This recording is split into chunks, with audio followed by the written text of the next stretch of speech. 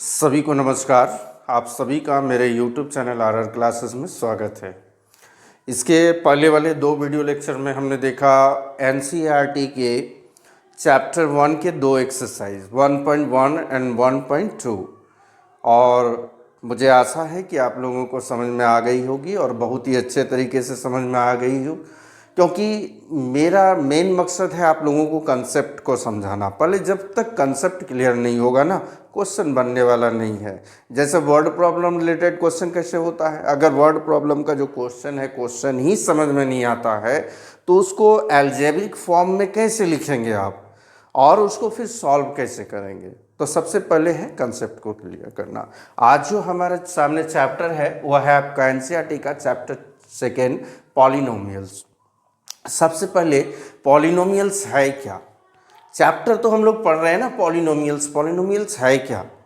तो पॉलिनोमियल्स का देखिए यहाँ पर हिंदी में लिखा गया है बहुपद। इसको दो टुकड़ों में बांट दीजिए। अब ये क्या हुआ, बहुपद का मतलब बहुत सारे पद, बहु का मतलब यहाँ पर बहु हो गया, वो सास बहू वाला बहु नहीं है, ठीक है। तो बहुपद का मतलब बहुत सारे पद।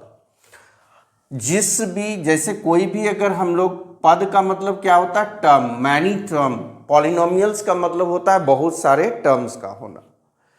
अब जैसे हमारा यहाँ पर लिखते हैं हम लोग ax प्लस बी प्लस सी, ऐसे लिखते हैं, या ax प्लस बी, दो ही टर्म लिखते हैं। तो ये टर्म एक से अधिक हो गया ना, तो यही पॉलिनोमियल होगा। कम से कम एक से अधिक होना चाहिए। अगर एक टर्म हुआ तो क्या उसे पॉलिनोमियल कहेंगे?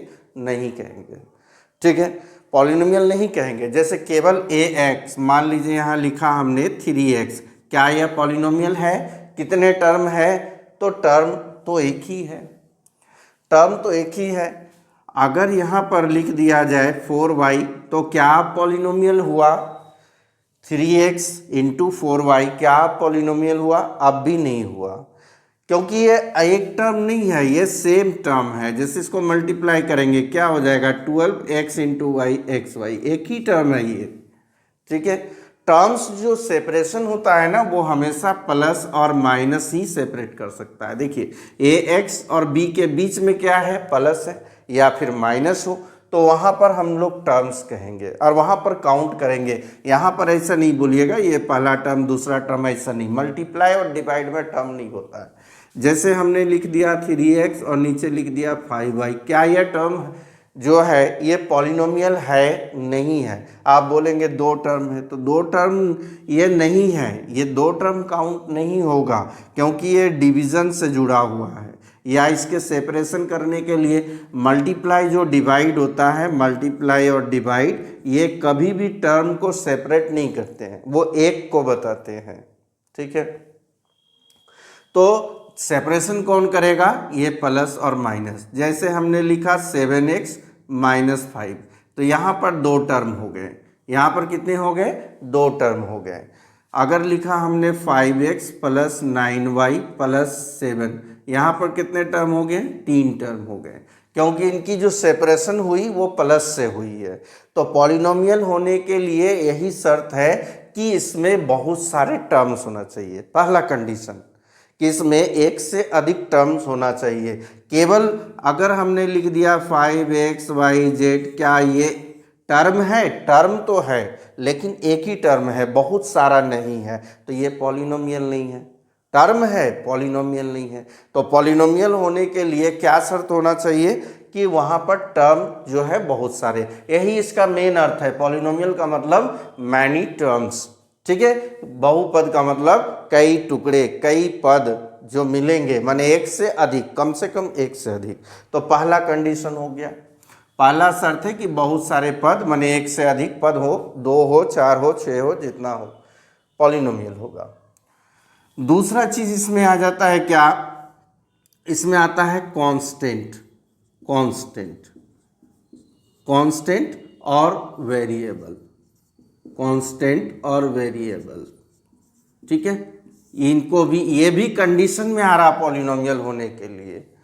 तो देखिए सबसे पहले ये समझिए कि कांस्टेंट है क्या। कांस्टेंट वह वैल्यू होता है जो कभी नहीं बदलता। मान लीजिए आपके कुछ सगे संबंधी, रिलेटिव हो, फ्रेंड हो, जो बचपन से आपके साथ रह रहे हो लेकिन आज तक नहीं बदले, चाहे परिस्थिति कुछ भी हो, सिचुएशन कोई भी हो, अच्छा समय हो, बुरा समय हो, जब भी आपने पुकारा वो आ गया। हर परिस्थिति में वो आपका साथ है, उसकी नेचर कभी नहीं बदलेगी, वो कभी नहीं छोड़ेगा। तो वही होता है कांस्टेंट।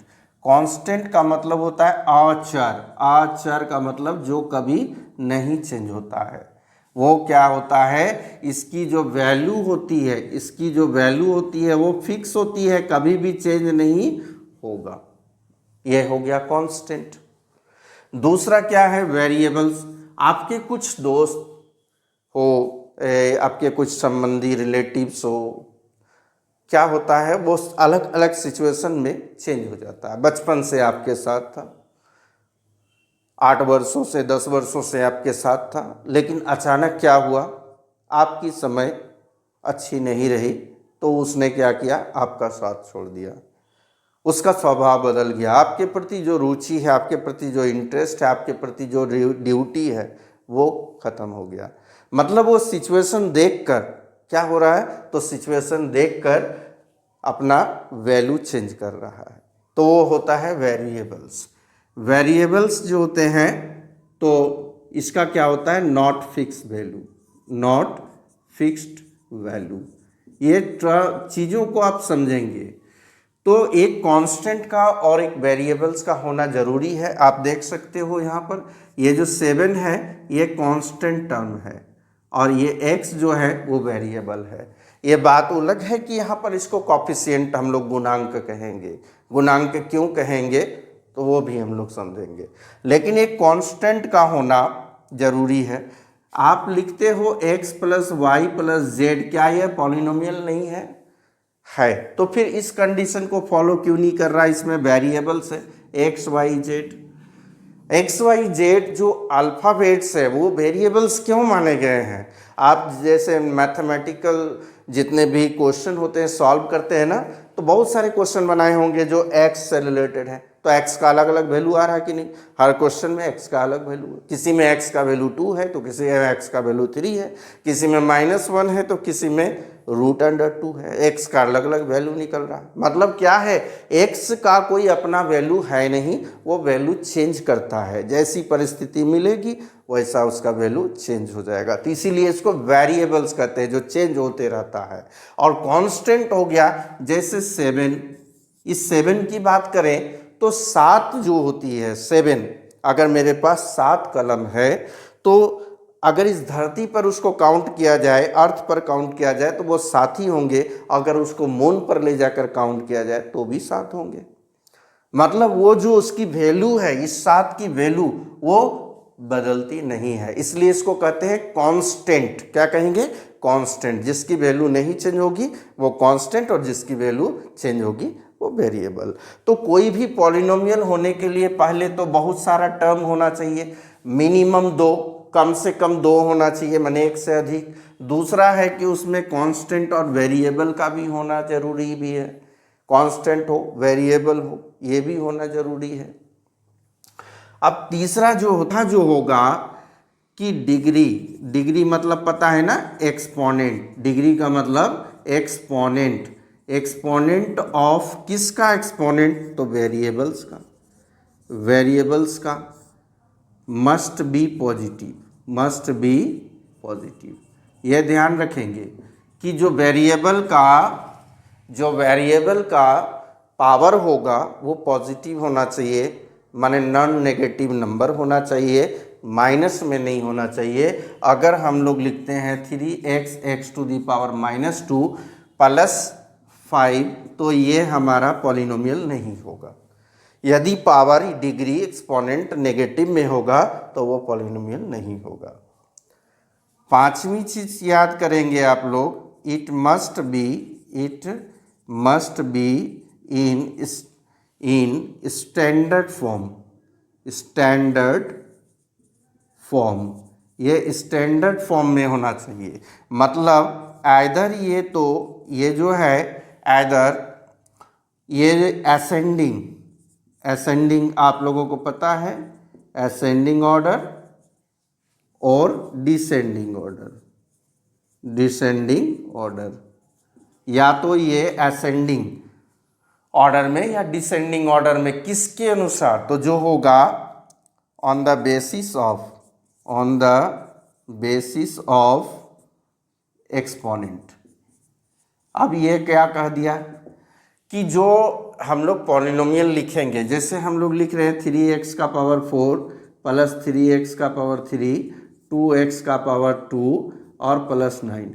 तो यहाँ पर देखिए जो यहाँ पावर है, एक्सपोनेंट है, वो डिसेंडिंग में है। 4 के बाद 3 के बाद 2। ऐसा नहीं कि 4 फिर 2 फिर 3, ऐसा नहीं होना चाहिए। इसमें क्या होना चाहिए, या तो जो इसका पावर है, जो पॉलिनोमियल में वेरिएबल का पावर है, और जो टर्म हमने सजा रखा है, तो किस हिसाब से सजाएंगे, तो इसको सजाना है हम लोगों को असेंडिंग या डिसेंडिंग ऑर्डर में। जैसे मान लीजिए यहाँ पर सवाल दिया गया है, अलग अलग टर्म हमने लिख दिया, 3x का पावर 2x का पावर 3 और 9x लिख दिया, और यहाँ पर लिख दिया 5x का पावर 4। अब बोला कि इससे पॉलिनोमियल बनाइए। चलिए बनाएंगे। तो सबसे पहले छोटा पावर, इसका पावर नहीं है मतलब 1 होता है, ठीक है, किसी भी वेरिएबल या नंबर का पावर 1 होता है। तो यहाँ पर हम लोग पावर को, या तो इसको हम लोग कि इंक्रीजिंग ऑर्डर असेंडिंग ऑर्डर में सजाएंगे। 9x का पावर 1 दिखाया नहीं जाता है। फिर कौन सा लिखेंगे, 2x का पावर 3, फिर क्या लिखेंगे, 5x का पावर 4, फिर 3x का पावर 5। तो यहाँ हो गया 1 3 4 5। यह क्या हुआ, ये हुआ असेंडिंग ऑर्डर। या फिर इसको लिखना होगा 3x का पावर 5, फिर हो गया 5x का पावर 4, और फिर लिखना होगा 2x का पावर 3 और 9x। 5 4 3 1। या तो असेंडिंग ऑर्डर में होना चाहिए या डिसेंडिंग ऑर्डर में होना चाहिए। तो पॉलिनोमियल होने के लिए, पॉलिनोमियल का अर्थ होता है बहुत सारे टर्म्स होना, और टर्म्स जो सेपरेशन होगा किससे, वो हमेशा प्लस माइनस से होगा। देखिए यहाँ पर सब के बीच में प्लस है ना, तो यहाँ पर 1 2 3 4 टर्म है, लेकिन अगर यहीं पर मल्टीप्लाई होता तो पूरा एक ही टर्म होता और वो पॉलिनोमियल नहीं होता। पॉलिनोमियल होने के लिए कम से कम 2 टर्म होना जरूरी है। तो अब ये 5 कंडीशन हम लोग याद रखेंगे। पहली बात क्या है इसमें, तो पहला बात है कि मैनी टर्म्स होना चाहिए। दूसरी बात कांस्टेंट होनी चाहिए। तीसरी बात वेरिएबल होनी चाहिए।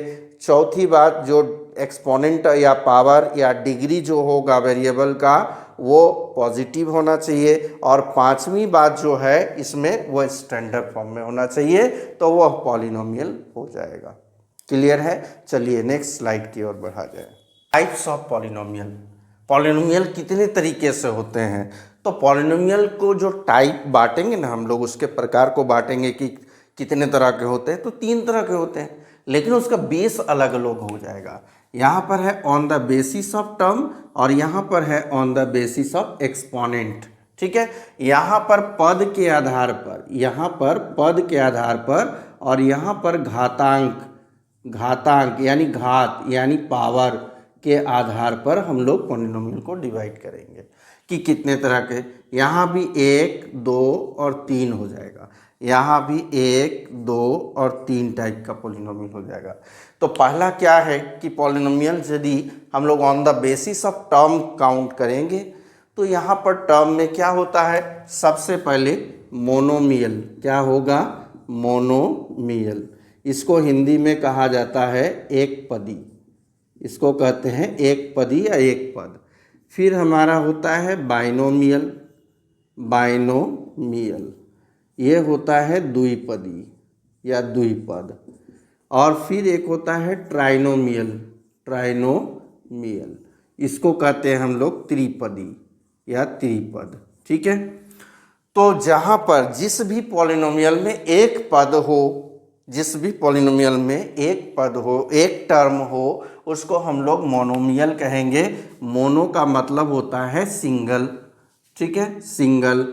जैसे हम लोग अगर लिखते हैं यहाँ पर 2x, जैसे लिखते हैं 7, जैसे लिखते हैं 5y, जैसे लिखते हैं 3x का पावर 5, तो सब देखिए सेपरेशन, एक टर्म है, इसमें भी एक टर्म है, इसमें भी एक टर्म है, इसमें भी एक टर्म, तो इसको मोनोमियल कहेंगे। क्या ये पॉलिनोमियल होगा? नहीं होगा। पहली वाली कंडीशन याद कीजिए, पॉलिनोमियल तभी होगा जब उसके एक से अधिक टर्म, कम से कम 2 टर्म होंगे, अधिक से अधिक जितने टर्म होंगे तभी वो पॉलिनोमियल है। ये जो है पॉलिनोमियल नहीं है, ये क्या है, ये है मोनोमियल। ठीक है, क्या है, मोनोमियल। ये हम लोग टर्म्स के यानी पद को काउंट करके तब टाइप बता रहे। दूसरा है देखिए बाइनोमियल। अब बाइनोमियल, बाई तो पता है ना, बाई का मतलब होता है दो, जैसे बाई साइकिल। अब साइकिल में क्या है, दो दो पहिए हैं, है ना, तो बाई साइकिल हो गया। तो बाई का मतलब हो गया द्वि, है ना, 2 पद वाला। जैसे 2 पद वाला कैसे लिखेंगे, 7x + 5। इसमें देखिए 1 2 बताया था मैंने कि कभी भी मल्टीप्लाई और डिवाइड टर्म्स को सेपरेट नहीं करेंगे। टर्म्स को कौन दिखाएगा, प्लस या माइनस। यहाँ पर एक टर्म, यहाँ पर एक टर्म। अब मान लीजिए 5x³ है, प्लस लिख दिया हमने 9y। यहाँ भी 2 टर्म है, टर्म कुछ भी हो, केवल वेरिएबल्स हो, है ना, वेरिएबल्स और कांस्टेंट दोनों का। क्या इसे हम लोग लिखेंगे 5 + 9 2 टर्म होगा क्या, नहीं, यहाँ पर पॉलिनोमियल नहीं होगा क्योंकि वेरिएबल्स नहीं है, वेरिएबल्स नहीं ना, और ये दोनों ऐड होके क्या हो जाएगा, ये 14 हो जाएगा। तो ये हमारे 2 टर्म है, 2 टर्म है, तो इसको हम लोग क्या कहेंगे, बाइनोमियल। तीसरा है ट्राई। ट्राई का मतलब क्या होता है, ट्राई का मतलब 3 पद हो, त्रिपद हो। तो जैसे हमने लिखा 3x + 4y + 6z, ये तीनों का तीनों अलग अलग टर्म है क्योंकि इसकी सेपरेशन जो हुई है वो प्लस के साथ हुई है। 3x + 4y + 6z, तो 3 टर्म है ना, तो ये हो गया ट्राइनोमियल। क्या पॉलिनोमियल है, हाँ, ये भी पॉलिनोमियल है, ये भी पॉलिनोमियल है। ठीक है, फिर हम लोग लिखते हैं 5x³ 7x², 9x, कितने पद है, कितने टर्म है, 3, तो इसको हम लोग क्या कहेंगे, ट्राइनोमियल। समझ में आ गई। तो on the basis of term there are 3 types of polynomial, monomial, binomial, trinomial. अब हम लोग on the basis of exponent power के आधार पर देखेंगे। तो पावर के आधार पर क्या लिखेंगे हम लोग, तो डिग्री के आधार पर भी 3 होते हैं। कौन से होते हैं, तो भैया पहला होते हैं लीनियर। लीनियर का मतलब होता है रैखिक, रैखिक। दूसरा होता है क्वाड्रेटिक, क्वाड्रेटिक। क्वाड्रेटिक का मतलब होता है द्विघात या द्विघाती। और तीसरा होता है क्यूबिक।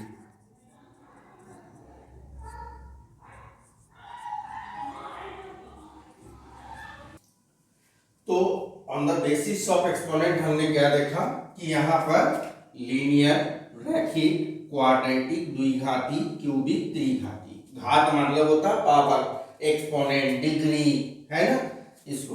तो रैखिक क्या होती है, रैखिक का मतलब होता है जिस भी पॉलिनोमियल में जो हाईएस्ट पावर होगा वो 1 होगा। जैसे हमने लिखा 7x + 5।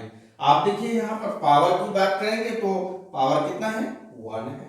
इसमें पावर कितना है, 1 है। तो हाईएस्ट पावर कितना है, 1। तो हाईएस्ट पावर जो 1 होगा, जैसे हमने लिख दिया 5x, है ना, 5x + 3y। अब हमने लिखा 5x + 3y, पावर क्या है, कुछ नहीं है, तो 1 है ना। 1 है मतलब हाईएस्ट तो 1 ही है, 1 से ज्यादा तो है नहीं। ठीक है। दूसरा हमारा क्वाड्रेटिक। क्वाड्रेटिक में क्या है, क्वाड्रेटिक का मतलब होता है पावर का 2 होना, हाईएस्ट पावर 2 होगा। जैसे 3x² + 9y, जैसे 7x² + 5। यहाँ पर पावर हाईएस्ट कितना है, इसमें 2 है, इसमें 1 है, तो हाईएस्ट कितना, 2। तो जिसका भी पावर 2 होगा, है ना, हाईएस्ट पावर 2 होगा, जिस भी पॉलिनोमियल में क्या हो जाएगा, क्वाड्रेटिक हो जाएगा।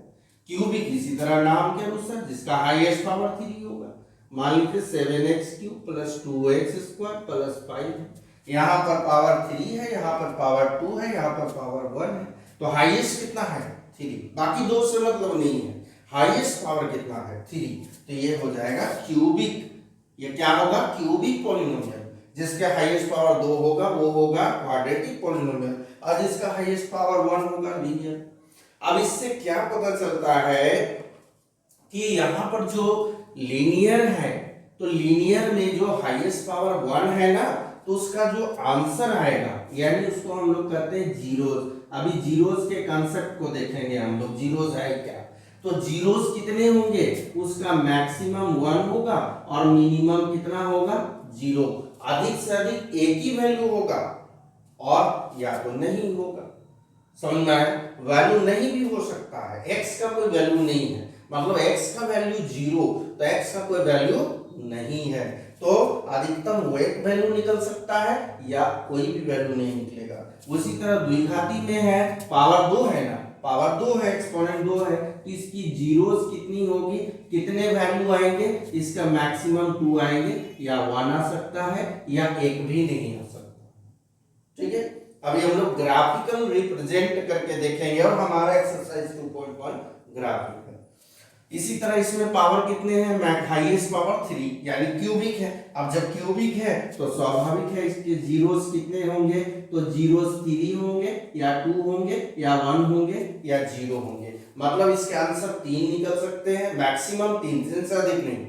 उसके बाद या तो 2 निकल सकता है या फिर एक ही आंसर आ सकता है या फिर एक भी नहीं आ सकता है। तो ये जो पावर होते हैं, जो डिग्रीज होते हैं, वो बताते हैं आंसर कितना होगा।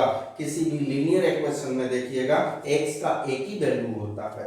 अगर हम लोग यहाँ पर बैठाते हैं x + 5, ये लीनियर इक्वेशन है ना, तो ये कह रहा है कि इसका मतलब है x का वैल्यू फाइंड कीजिए कि x का वैल्यू कितना होगा, मतलब यहाँ पर कितना बैठाया जाए कि ये 0 हो जाएगा पूरा, मतलब यहाँ -5 बैठा देंगे, x के जगह पर -5 और यहाँ पहले से +5 है, ये दोनों कैंसिल होगा तो आंसर कितना होगा, 0। तो x का वैल्यू कितना बैठाया हमने, -5, तो x का वैल्यू -5, एक ही आंसर आया ना, क्योंकि लीनियर था, पावर हाईएस्ट 1 था, तो आंसर 1 आया। इसी तरह क्वाड्रेटिक इक्वेशन अगर हम लोग निकालते हैं x² + 4x + 4, इसका जब भी आंसर निकालोगे आपका जो है ये स्प्लिटिंग मेथड से हो, है ना, स्प्लिटिंग मेथड से आप जब फैक्टराइज करते हो इसको, तो x के 2 आंसर आते हैं, x का 2 भी आता है और एक 2 भी आता है, दो 2 आ जाएगा इसमें 2 वैल्यू होंगे, जितने डिग्री उतना वैल्यू आपको लिखना होगा, उतना आंसर लिखना होगा, उतने सॉल्यूशन लिखना होगा, यही आपको बताता है। तो हमारे 2 टाइप के हो गए, एक हो गया on the basis of term, हमारे पास मोनोमियल, बाइनोमियल, ट्राइनोमियल है, और on the basis of exponent हमारे पास लीनियर, क्वाड्रेटिक और क्यूबिक पॉलिनोमियल है।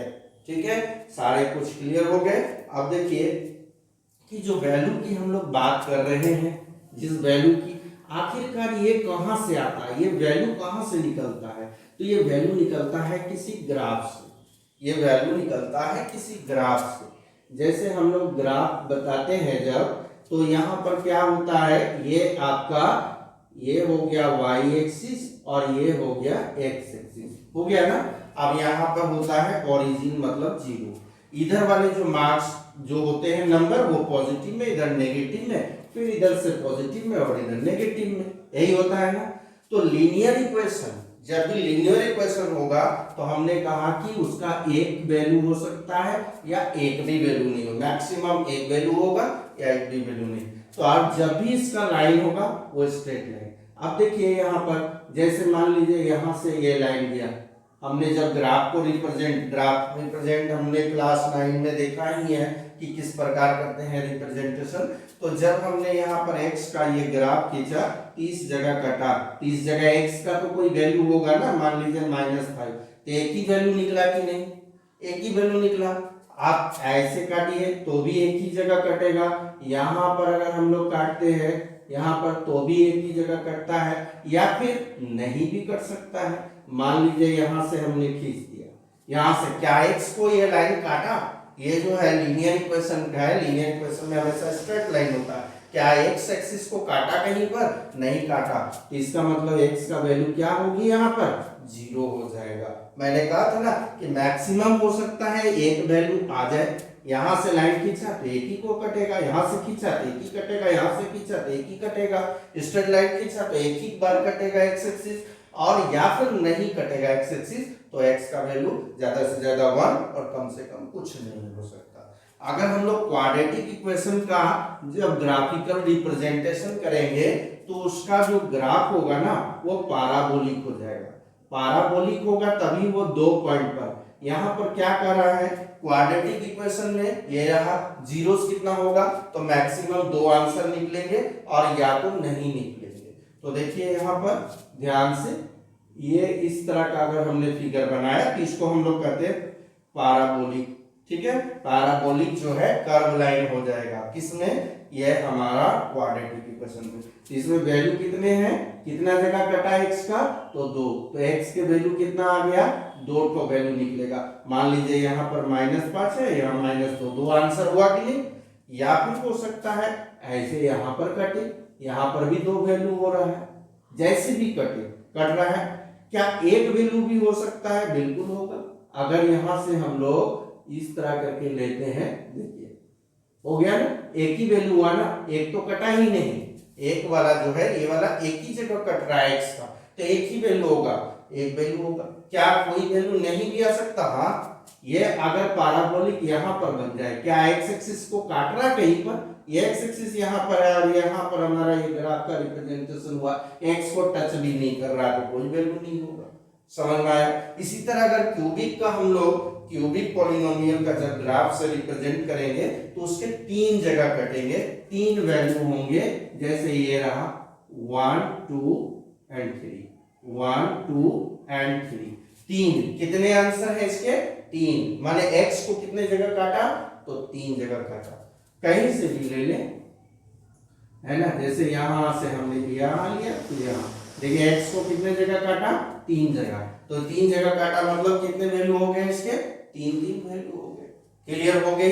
इसी पर ये जो ग्राफिकल रिप्रेजेंटेशन देख रहे हैं आप, तो इसी पर जो है एक्सरसाइज 2.1 है। तो चलिए हम लोग एक्सरसाइज 2.1 को जल्दी जल्दी करें और कुछ समय नहीं लगेगा, एकदम छोटा सा एक्सरसाइज है। केवल इसी तरह के ग्राफ को देखकर आपको वैल्यू बताना है, जीरोस बताना है। लेकिन उसके पहले जो हमने बताया यहाँ पर जीरोस, मैं बार बार जो जीरोस कह रहा हूँ, आखिर ये जीरोस है क्या, तो जीरोस होता है सॉल्यूशन, मतलब x और y जो भी होगा, जो भी वेरिएबल होंगे, तो मैंने कहा ना कि वेरिएबल के आंसर अलग अलग आते हैं।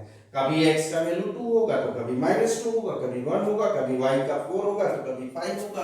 तो यहाँ पर जो हम लोग यहाँ जीरोस लिखेंगे तो ये जीरोस वो शून्य वाला नहीं मानिएगा, ये जीरोस का मतलब होता है सॉल्यूशन, कि नंबर ऑफ सॉल्यूशन कितना निकल रहा है। ठीक है, सॉल्यूशन कितना निकल रहा है, या फिर इसी का दूसरा नाम है रूट्स, आपको रूट्स भी लिखा रहेगा, जीरोस सॉल्यूशन या रूट्स या वैल्यू।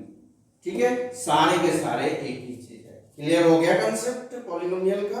अब हम लोग एक्सरसाइज की ओर बढ़ते हैं। Exercise 2.1, exercise 2.1।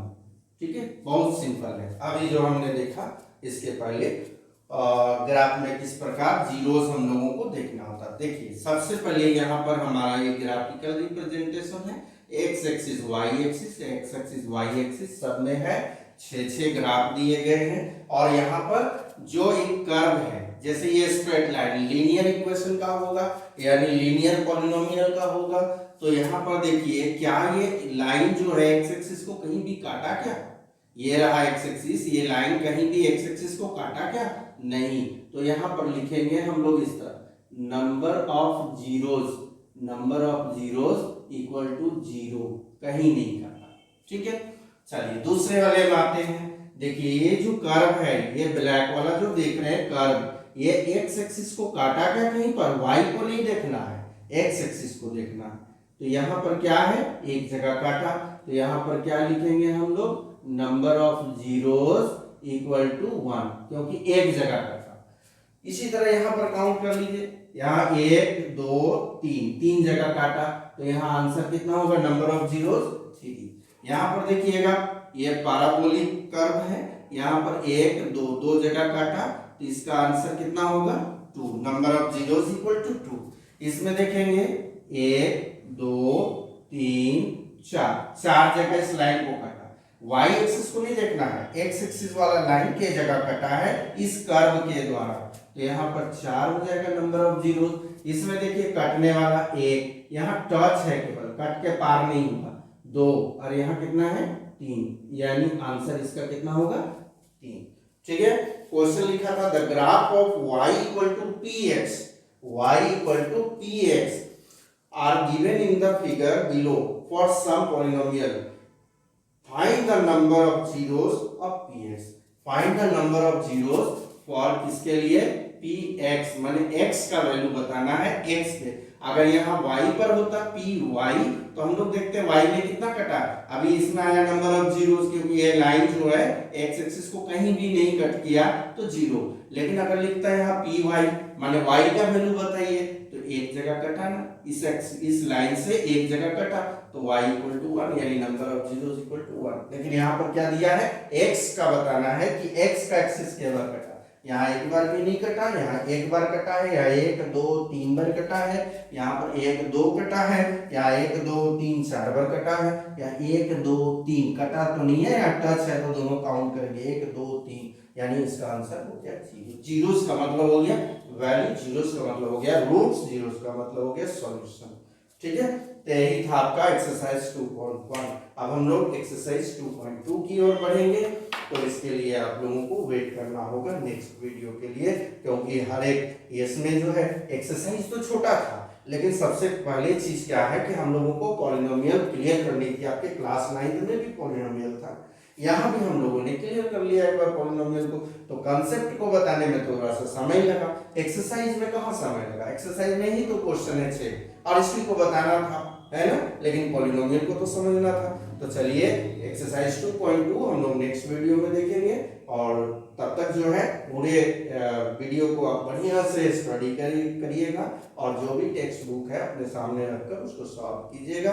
आशा करता हूँ वीडियो बहुत ही अच्छी लग रही होगी। अगर अच्छी लग रही है तो प्लीज़ लाइक करेंगे, शेयर करेंगे, और जितने भी नए बच्चे हैं सब्सक्राइब करेंगे, ताकि आप लोगों के लिए आगे भी इस प्रकार की सुविधाएं मैं दे सकूं। आपने तो देखा है कि बेसिक मैथ की भी अलग से क्लास ली जा रही है, जो सप्ताह में 2 दिन चल रही है, और इसके अलावा मैंने कहा कि जो परिजात जैन जो वीके पब्लिकेशन के बुक है, तो उसका भी सॉल्यूशन हम लोग सप्ताह में 2 दिन या तो वीडियो लेक्चर के माध्यम से या लाइव क्लास के माध्यम से जरूर करेंगे। तो सप्ताह में 2 दिन 9 का होगा परिजात जैन, और सप्ताह में आपका 2 दिन 10th का होगा परिजात जैन। तो अगर इस तरह का आप सॉल्यूशन चाहते हैं तो वीडियो को अधिक से अधिक लाइक करेंगे। Thank you very much.